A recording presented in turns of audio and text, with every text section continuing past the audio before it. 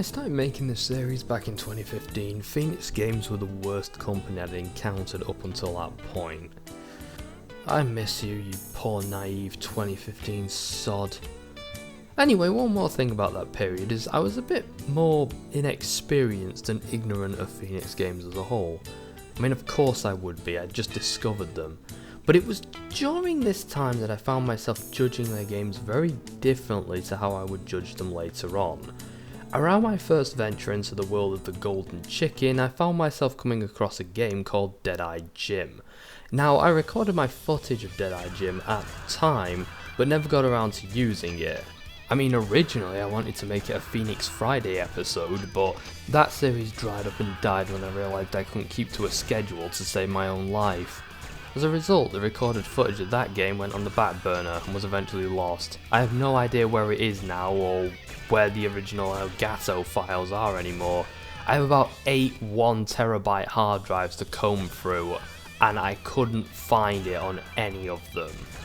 And I don't really feel like going through them all again. It takes quite a while and it's quite a difficult process not to accidentally fuck up the hard drives by unplugging them too soon. Regardless, I was amazed at how much it resembled an actual game, and despite it being a basic bitch arcade shooter, it was palatable at the time. I guess. Maybe, I don't know. Fast forward to 2018 and I played a PS1 game called Hotshot, an ugly game with hideous graphics about a man in black spandex shooting up a bombed out ruin. It looks a bit like that one from Dead or Alive 5 actually, minus the screaming kid.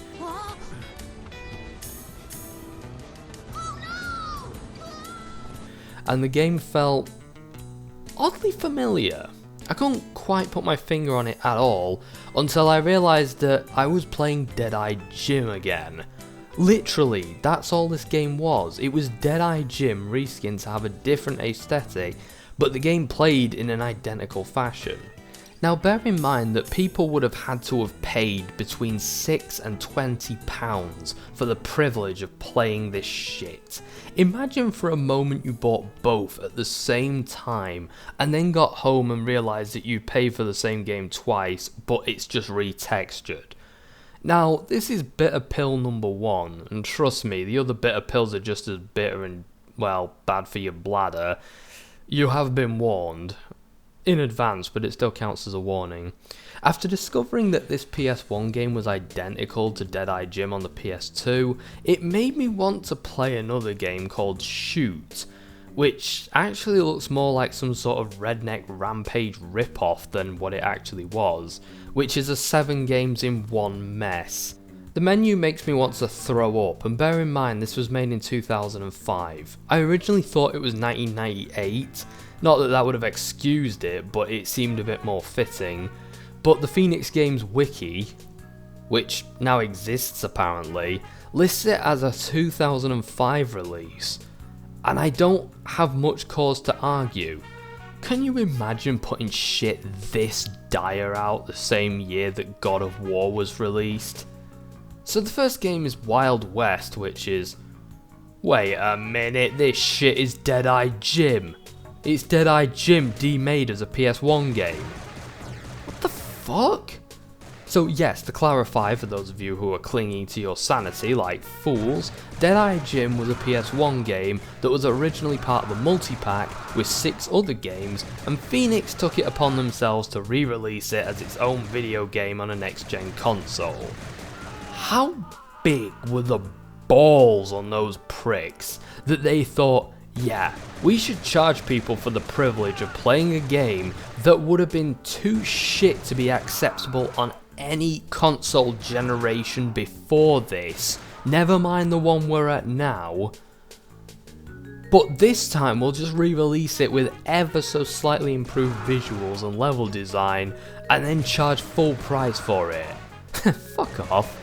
Honestly, this was too shit to be a PS2 launch title. There were Netya Zoe games that were more deserving of being licensed products than this piece of dog shit.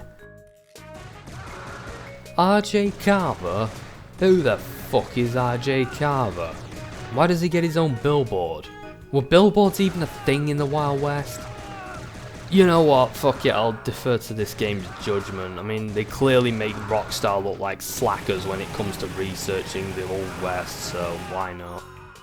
Oh no, I lost the will to live and died. It's almost like I'm nothing but a shitty asset flip in a world made by half-wits, and had no reason to preserve my pathetic life.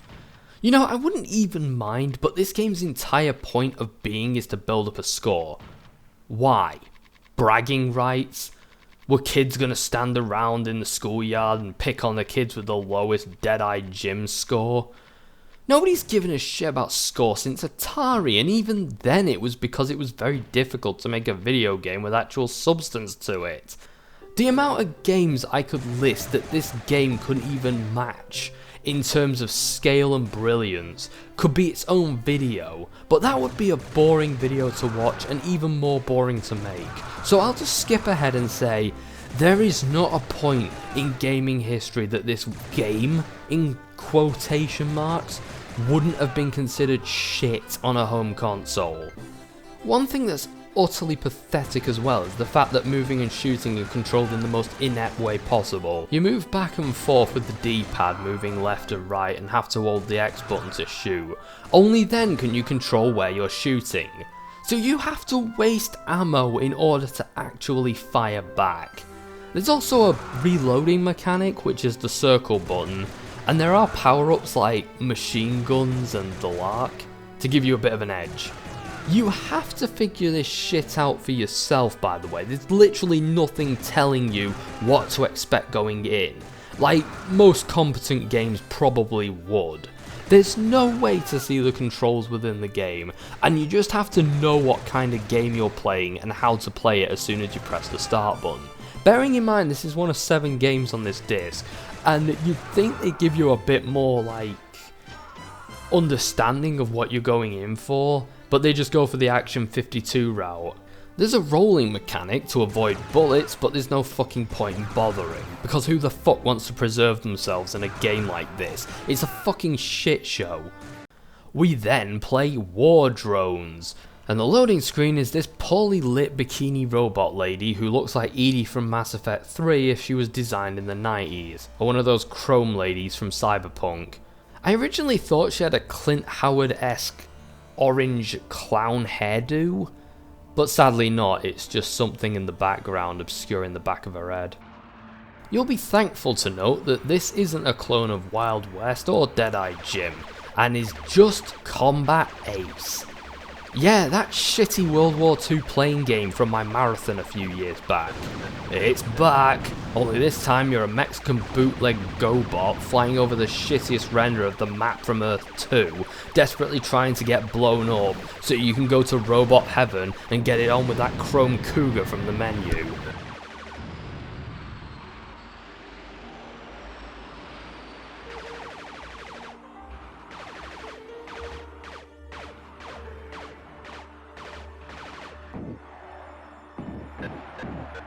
Oh, what a fucking shame. I died and spiraled out of control, crashing and burning on top of some crypto bro's fucking investment.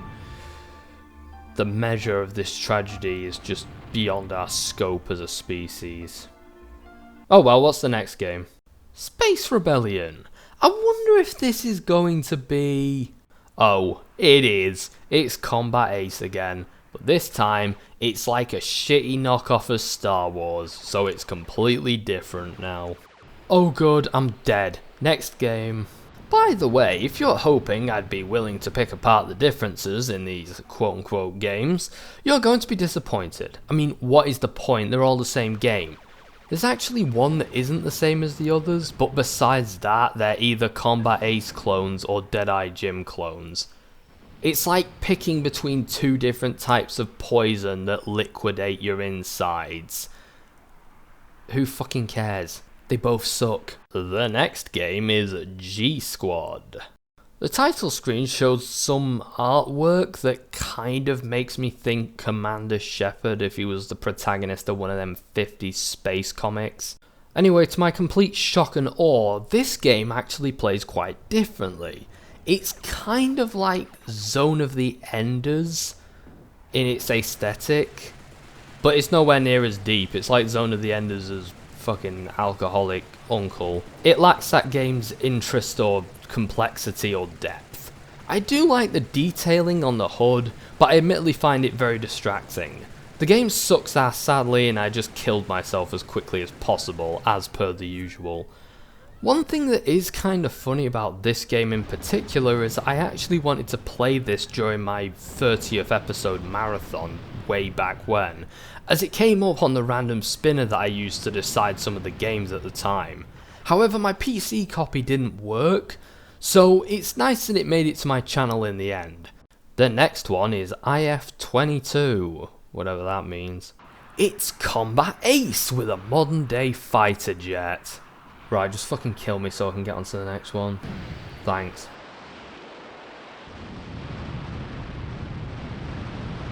The next one is Ace. And no, that's not me talking about the quality of the game, that's what it's called. And it also isn't a Doctor Who spin-off game about the 7th Doctor's badass companion. Which made me very sad when I realised that, but whatever. Never have expectations for these games. You just get hurt in the end. Yep, it's just Spandex Hotshot, man. I am so sad. I like that this game is its own fucking thing as well as a contribution to Shoot. I don't know why this game got its own separate release, but whatever. I can't help but find the artwork for Ace funny at least. This dude just wall-eyed and screaming whilst randomly firing inside someone's window that he's just randomly shoulder barged through. Finally, we've got Air Rescue. I could do one of those right now.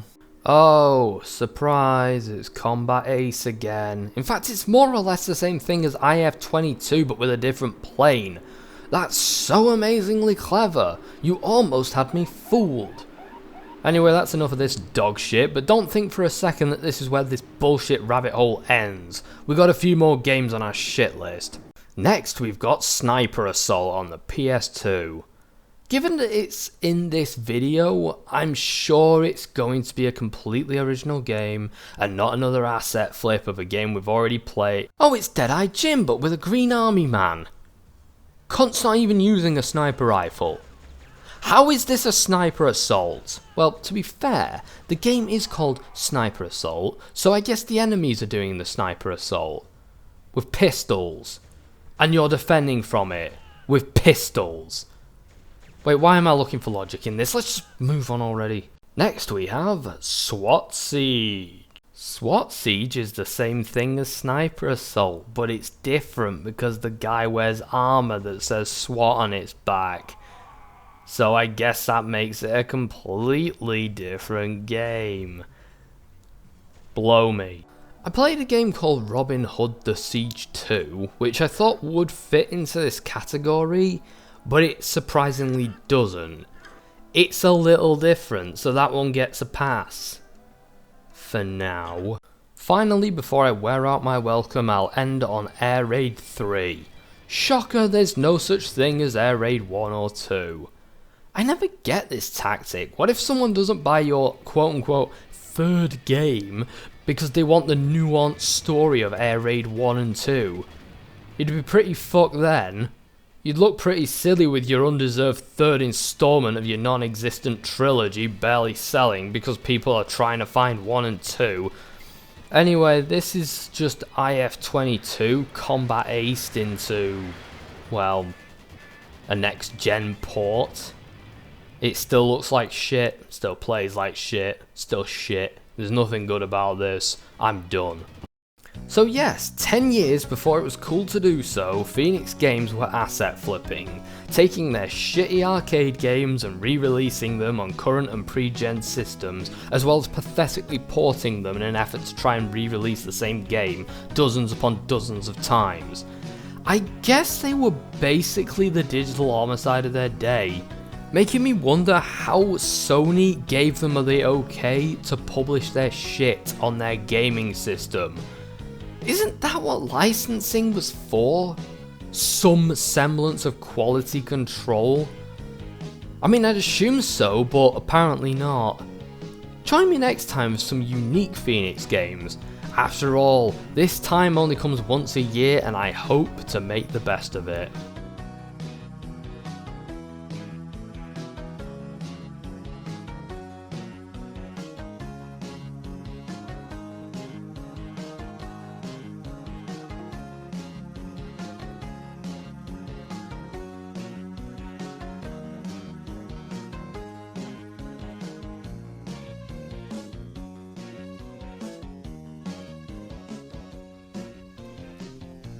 Huh, did you know it only took Phoenix Games 3 to 5 months to make their games whilst everyone else needed about 18 months? Gee, I wonder fucking why. Welche neugierige Babbrüche.